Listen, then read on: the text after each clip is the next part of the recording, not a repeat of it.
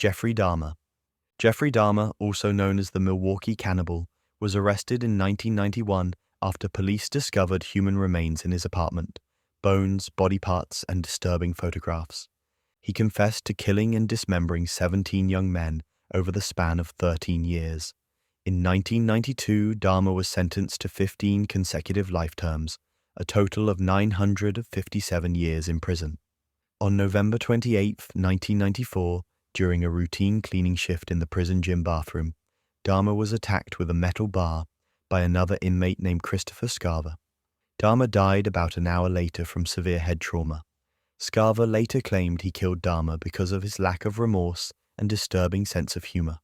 Reportedly, Dahmer would shape food into fake body parts and drizzle ketchup on them, pretending it was blood. Ted Bundy. Charismatic, educated, and outwardly polite, he didn't look like the stereotypical killer, but he murdered at least 30 women across several US states in the 1970s. His modus operandi was to walk around with a supposedly broken arm to lure unsuspecting women back to his old Volkswagen. He was eventually caught when they found his murder equipment inside his car. Bundy escaped custody twice, represented himself in court, and even proposed to a witness during his trial. It was one of the first nationally televised criminal cases, and it turned Bundy into a twisted media phenomenon. After a long series of appeals and deals with the government to reveal new victims, his time finally came. On January 24, 1989, Ted Bundy was executed in Florida State Prison via electric chair, nicknamed Old Sparky. Outside the prison, crowds gathered in celebration. People brought signs, t-shirts, and even fireworks. One sign read, "Burn, Bundy, burn." Elizabeth Bathory. Elizabeth Bathory, often referred to as the Blood Countess, lived in the early 1600s in what is now Slovakia. She was a noblewoman, incredibly wealthy, and connected to some of the most powerful families in Eastern Europe. Bathory was accused of torturing and killing hundreds of young girls after luring them to her castle. Victim counts range from 80 to over 600, making her one of the deadliest medieval serial killers. The most infamous legend about her is that she bathed in the blood of virgins to preserve her youth. While historians believe this part was likely exaggerated, there's no question that something horrific was happening inside her castle. In 1610, after years of rumors and testimonies from surviving servants, she was finally arrested. She was put on trial, but because of her status, she never faced a possible death penalty. Instead, King Matthias of Hungary ordered her to be confined to her castle. She was bricked into a set of rooms with only small openings for food and air. She lived in complete isolation for 4 years. On August 21st, 1614, she was found dead in her room at the age of 54. Richard Ramirez. In the mid-1980s, California was paralyzed with fear. A man known only as the Night Stalker was breaking into homes, assaulting and murdering people at random. He left behind satanic symbols, horrific crime scenes, and a city gripped by panic.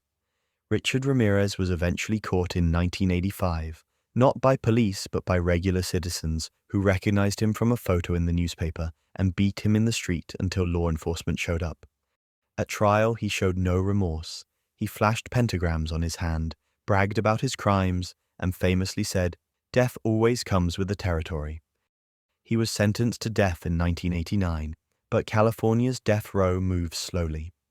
Ramirez spent over 2 decades in San Quentin prison, racking up fan mail and even getting married behind bars. In the end, Ramirez didn't die by execution.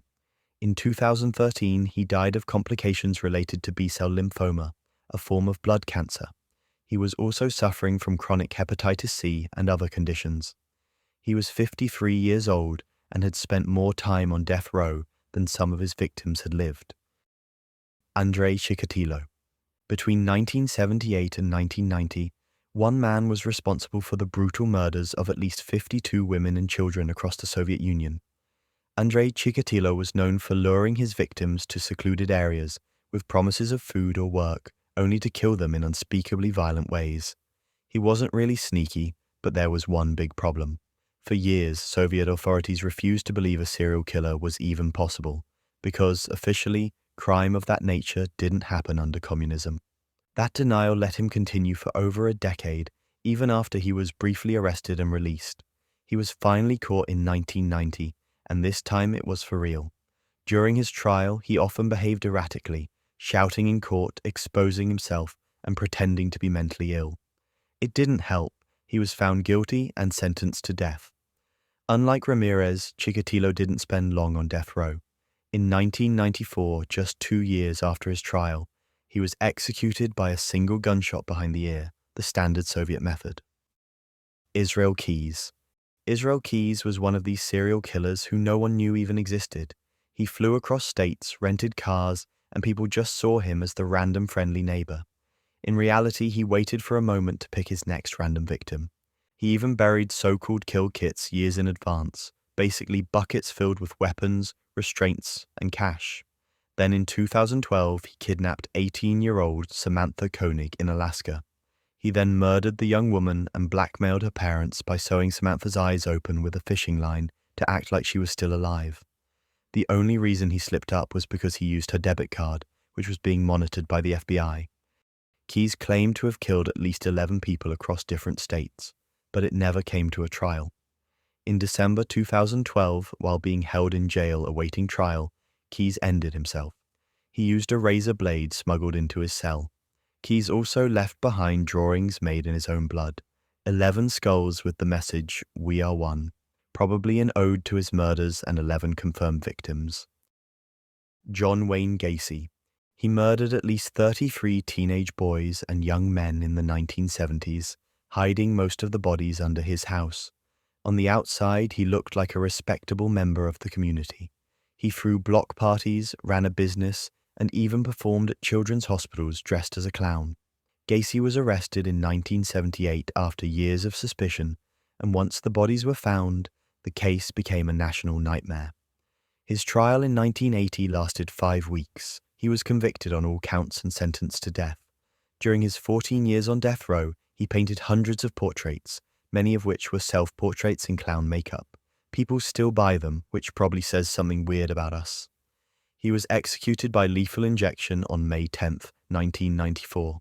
His final meal was a bucket of KFC, French fries, and strawberries.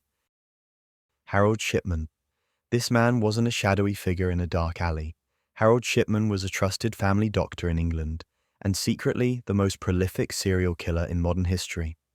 Between the 1970s and 1998, Shipman killed an estimated 250 patients, almost all of them elderly women. His method was simple: lethal doses of morphine, often disguised as routine care. He even forged death certificates and medical records to cover his tracks. He was only caught because someone noticed his paperwork didn't make sense. Too many deaths, too many similar symptoms, and too many cremation requests. After his arrest, he was sentenced to life in prison. 4 years later, on January 13, 2004, Harold Shipman ended himself in his cell using bedsheets. Some believe he did it to protect his wife's pension benefits.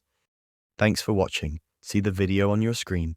Well, YouTube thinks this one might interest you as well, so go ahead and check it out if you like.